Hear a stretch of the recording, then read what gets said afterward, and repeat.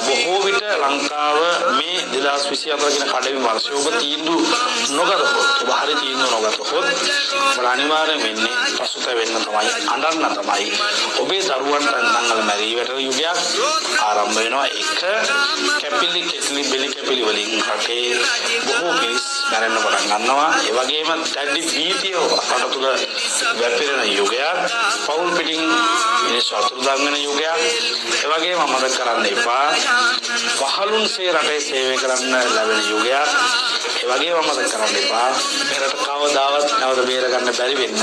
අපි තවත් රටක වහල් කරන්න ලක් වෙනවා ජාතිකරණ ලක් වෙනවා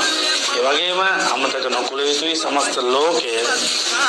තල්ලු වෙනවා යුද්ධමය වාතාවරණයකට මේ අනාවැකියක් විතර මතක තියාගන්න ලෝක යුද්ධයකට සමාන යුද්ධයක් ප්‍රබල වෙලා මේ ලෝකයේ දැඩි අර්බුදයකට යනවා සිංහල බෞද්ධයෙකු රජ නොවුණොත් එසේ නොවේ කියලා කවුරුත් හිතන්න එපා අනිවාර්යයෙන්ම වෙනවා